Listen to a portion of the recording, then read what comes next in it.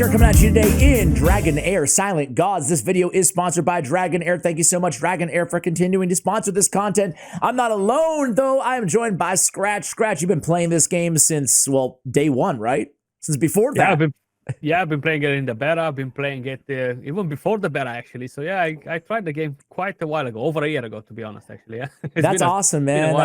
I brought the right dude on then. I'm super excited. I've been following the Facebook page of Dragonheir Silent God, and it's or gods plural, excuse me. And they keep teasing all this stuff, like the Dungeons and Dragons collab. I'm really excited about this stuff. I guess they got more coming as well. So, you know, really enticing. I'm starting to ramp up my play of this game as well. I kind of just dabbled for a little bit. It's nice because it's a game you can kind of pick up and like grind. But then they have like these artificial like level walls or whatever, at least in the campaign. So they kind of like naturally builds in a little break. So I find it like a perfect game to play alongside some of these other games that can be a little bit more time intensive, you know? What appealed to you about this game? By the way, today we're going to talk all about summoning in this game. But first, like, what's your honest take on this game after you've been playing it for a while now? So the main thing that appealed to me were the graphics. Okay, so when I've seen the graphics, I was like, okay, I want to play this game. Then I kind of like dived more into the mechanics, and it's actually a pretty complex game that it does allow you to create tons of different strategies, especially with the way you're deploying your characters on the board. You know, it's a grid system rather than just checking your champions there in whatever order and pray for the best. You know, it's a bit more strategic in the way on how you're actually deploying your troops, which is pretty damn interesting actually. And yeah, the heroes look amazing, man. Like just top notch in terms of character design. And yeah, it's just I like RPG games. You know, I like grinding for loot, and is the perfect thing. How you mentioned, you are getting a bit gated by the content early on through campaign, and initially I wasn't a big fan of the whole idea, but then it actually allows you to learn the game. So let's just say you want to play 5 hours today. You play 1 hour, 2 hour the campaign, and then you're gonna be a bit at the point where okay, I finished that. I cannot move over to the next part. But now I can learn the game. I can try different champions. The game has a feature that allows you to reset champions. Yeah, in the first dude. days, you know? It really breaks the mold in terms of what we're used to from like this category, I guess, of games. It's got this open world feel, to your point, and like how much where you are in the game right now, how much your time goes to like adventure mode versus dungeons and farming and stuff like that. Is that a dumb question?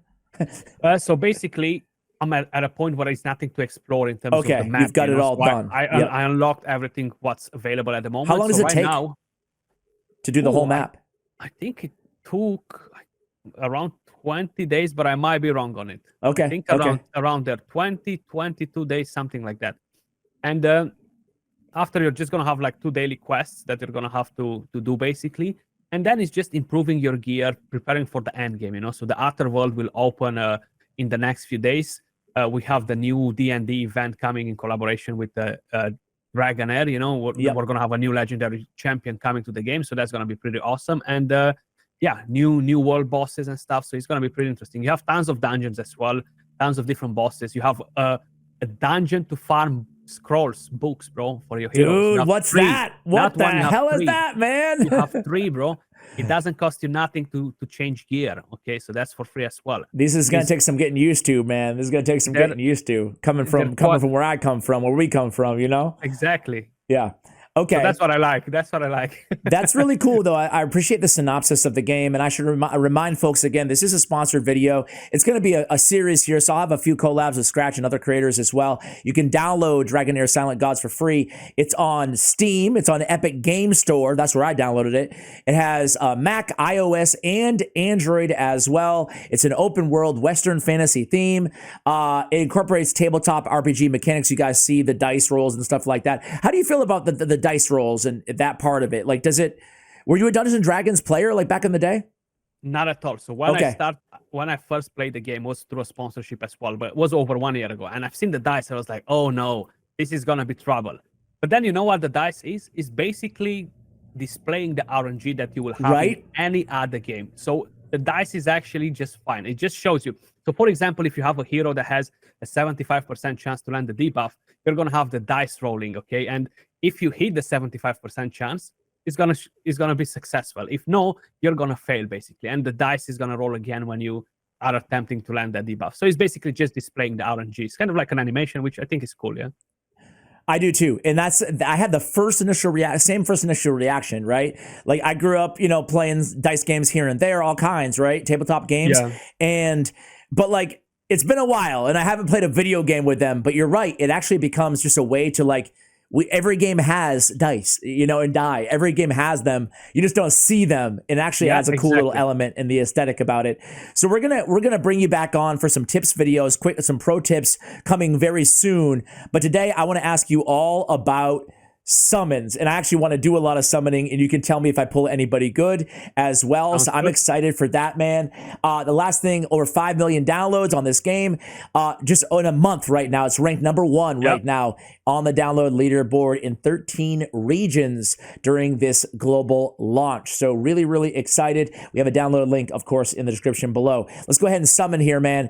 I'm just going to start 5 at a time. What, you got something to tell me? Yeah, so no, first I'm going to explain you the events. Just please, to kind of understand, and your audience will understand as well if they're coming new to the game. So right now we are on the regular summon. So these, the Heliolite summons. On the right, you have an event that lasts for around 28 days when you start playing the game. Once you summon 80 times the Heliolite dice, you're going to get a random legendary as bonus, okay? Cool. Then the Starlight summon, which is right below it, is kind of like almost the equivalent of an Ancient Shard. You cannot summon legendaries from these, but they're very common. Like, they're in abundance. You'll be getting plenty of them just by playing the game, and that's the main source of getting epic heroes. And then right there at the top, if you may notice, so these are fairly decent chances as well. Yep. Right there at the top, you have 2 different banners. So these are summoning banners where, for example, in this one, the Celestial Alternate Summons 2, you can go right there to summon details on the left bottom corner, and it will show you what heroes are displayed in here. So Dragonheir has exactly 197 heroes, if I'm not mistaken.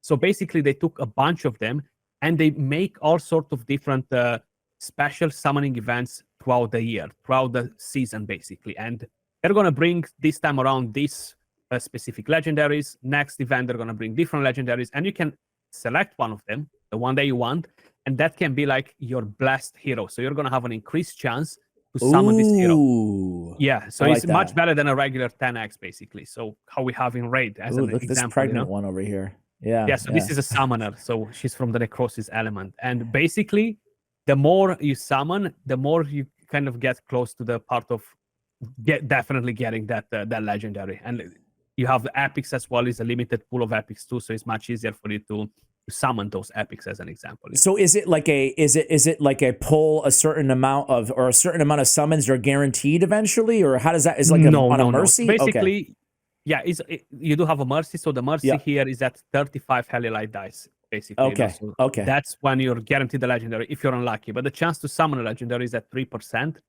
and a mercy at 35 is definitely pretty good, And you target the hero, and slowly the chance increases to summon him. You can summon him from the very first pool as a legendary, the one that you chose as a blessed one. It really depends based on how lucky you are. This is, for example, a different event, and we're gonna have more events coming. The game actually has a full calendar that displays everything very transparent, showing you for the entire season how many events you have, what champions you can expect in every event. So if somebody wants to save the dice for a specific champion in the future, in 2 months or in 5 weeks, I have that champion on the banner summon. I'm gonna wait to summon that one. All right. So who should I pick for my hero's blessing? I would suggest you to go on the regular Heliolite summons. The reason for it, there's more champions to summon, and because you still need to develop your account, this is the best place. So the one thing to keep in mind, I said the game has a mercy at 35 summons. Each one of these events has its own mercy. The mercy doesn't carry on from one to another. Okay. So especially if you're not planning to open 35 directly on a summon, on a banner, I would suggest you to slowly just build up your summoning on the regular one, and you pretty much can pull the same heroes. But especially now that you're not targeting a specific one, anyone would be welcome on anybody's going to be new. And yeah. Okay, is there, like, I'm gonna start my first little batch here. Is there like a most OP champion in the game, or is there Dragonheir does a very good good thing different than others. Rares and epics are super powerful in endgame as well. Oh, so wow. Okay. you're not counting only on legendaries, you know. Okay. So that's actually pretty good. So you tell me if I hit anybody that's like super worth noting here. So do I? Of course. Once we get to the awesome rares, I'll let you know. I mean, she's fairly decent too. Yeah. Same with Sally Ann, but they're definitely rares that stand out. Like we have a Coldheart, for example. So Pargo right here, not the best epic, honestly. I feel like some of the epics are putting like the smaller version of debuffs on a enemy, so that's something that kind of like needs to change. This is a bit of a random stuff here, so it's not bad with him, you know. Like you see, you have a chance to land one of randomly those, but it's a single from the target. Yeah, the area of coverage is not that big, you know. Okay, sounds good. Good. Theo, he's a pretty good rare. He's a summoner, yeah, so he's good to deal a bit of damage. Definitely not a bad rare at all. Okay, so the thing pretty cool. Yeah. Across his heroes are the summoners. They're not as powerful. And it tends to be the same like in every single game, you know? I don't know why. Yeah. All right, we got Arlo here. Yeah, nothing too special with him, so honestly. I already have like 3 rallies. What describe rally to me? So rally basically is a buff. So you need to have a support champion that will give you like increased attack, okay? Think about it in the next way. So it will enhance your damage, it will enhance your skills. But when you are using a skill, it consumes that rally, you know, and your damage gets increased like crazy. Like this spray enemies down, bro. Like my rally team, it just melts dungeon bosses, you know, like it's so nasty when you have the right ones. Like on a rally team, do you want a bunch of ralliers on the same team, or do you want them preferably to be? So that's a good thing with Dragonair. Is really important to synergize your heroes well. So you're gonna have the frost heroes, which will have their own frost support, their own frost damage. Then you have the wild heroes, the fire, you know. You pair wild heroes together to increase their chances or to just increase their damage generally. So they work pretty well like this, all of the elements. Megan, she's an awesome rare champion. Okay. I actually like her a lot. You said somebody was the Coldheart of Dragonair. Who's that, just so I know? No, I'm just saying like you have them. Okay, there okay. Is one. I thought there was like one that was like legendary. She's we have some of those. Yeah, once we're gonna get to them, I'll explain. Okay. Let's keep Megan it going. Is actually great. Yeah, that's good. What does Megan do? I'm sorry, I shouldn't have gone past her. Just healing, dispels defense down from one of your champions. You know, when she's using an active skill, and gives increased defense too. So she's a pretty interesting one. They really do. These I'm not just saying this because this is sponsored, I promise. But the heroes really look awesome in this game. They do. That's the main thing that got me, bro. I'll be honest. That's the main thing that got me initially. I was like, wow, you know, like this looks dope. Oh man, you just pulled like one of the best epic tanks in the game. There are 2 epic tanks in the game. I'm always saying that this is the number 1 in my opinion because I'm using it everywhere. But so the passive, when dealing damage to enemies, it gives a healing to the ally with the lowest HP, has a chance to dispel a debuff from them. Then you have the battle skill, which is the one next to it, generates a healing nexus and is healing your whole team. This is my main healer in my clan boss team. Like I have no other healer except this bad boy. And my god, the next skill, attack down on a good range, AoE, you know, and has a defense aura to the captain aura. Pretty damn awesome tank. Dang. All right. So I got to keep her here. Absolutely. All right. Well, I'm excited. Okay. Notira. Poison. Yeah. Is poison powerful in this game? Not as powerful. Like you need to build those champions pretty differently. They're more like stats. Stats hungry. Let me just put it like that. Think about it. You're buying like a super expensive card that eats a lot of gas. A lot of gas. Okay, like gas guzzler. All right, that was a good one then.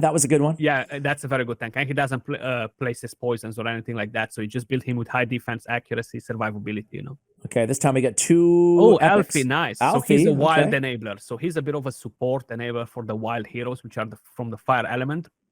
The wild heroes, for example, you see right there at the top corner, it shows what the wild do. Performs a check with a basic success rate of 30% of casting a skill, and that, if it succeeds, it increases the damage, you know. So he's an enabler. He buffs with the ultimate skill, you know. He puts kind of like a nexus around your entire team, and that increases the wild rate for all of your allies, you know. Okay, cool. All right, so 2. Okay, we got a rare here. Yeah, so that's a dupe already. This is a Samar Dalbum. Yeah. Okay. Yeah. He's pretty good. You said. It's decent, not But too I bad. wouldn't. Would I die since I already got that last dude? I wouldn't need to diversify like right out the gate. I would put all my resources into that guy, or Yeah, okay, 100%, bro. okay, 100%. This is better for like arena and stuff, you know. okay. The other one.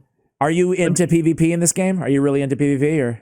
I am, but I'm not wailing out, so Okay. it's a bit harder. One thing that they do nice in PvP. So let's just say you leveled up one hero to max level, only one. When you go to PvP, all your roster is at max level, and you have different builds for them. That's cool. You build them separately, so you don't have to worry about it. So that's kind of like a tournament level standard type thing. So everybody's on the same playing field. That's actually really cool.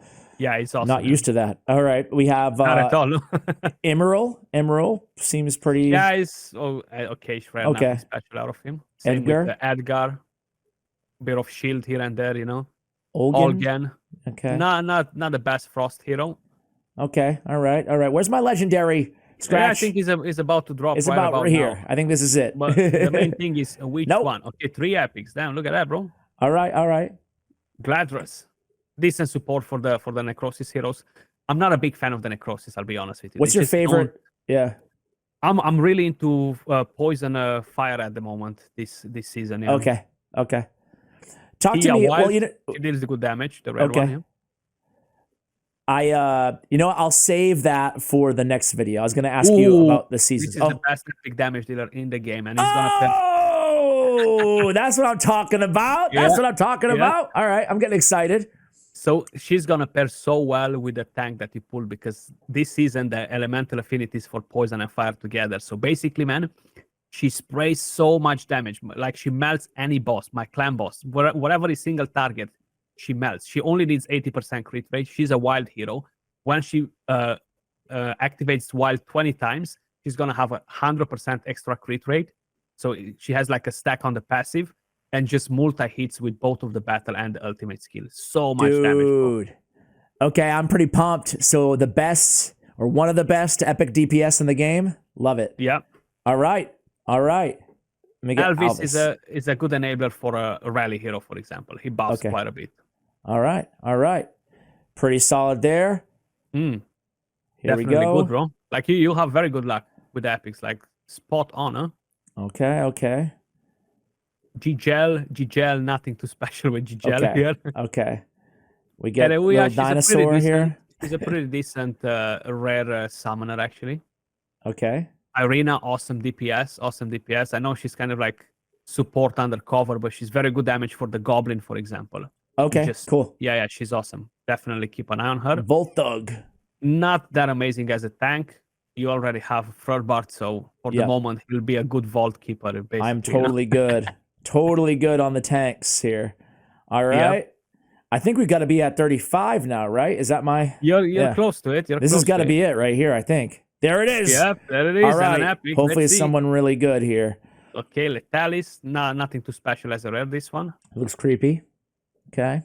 Shook. Okay, you got Shook. Fairly decent epic champion. I like the hat. The lightning element. Okay. But it's not like one of the top, you know. Okay. Gigel again. Yep. Okay. Alexandra, you get her for free, but she's one of the best healers. She's like the apothecary of Dragonheir. Oh, okay. Yeah, she's... Garrett? You got Garrett. Nice. So Dauntless. He looks pretty cool. Yeah, so the Dauntless heroes, they spray damage basically with a basic skill. So most of their attacks will be considered basic skill. So you need to have a lot of attack speed on them.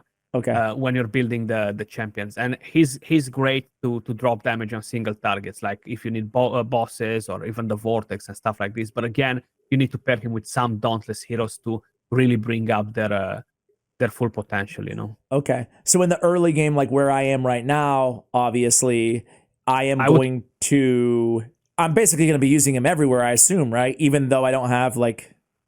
Yeah, so the main thing that you will have to do is to make a full elemental affinity of 3 members of the same element. So you're going to have probably Frorbart, you might have Exandra, you might get either Tunnelnum, the one that you pull as the best DPS, or a different one, and then you have room to wiggle with 2 different elemental affinities, you know. It can be the legendary that you pulled, he's going to be helpful, and you're going to want to look for another Dauntless hero that will enable him to do a bit of more damage, you know. Okay. Anybody here worth shouting out? Oh, look at this guy.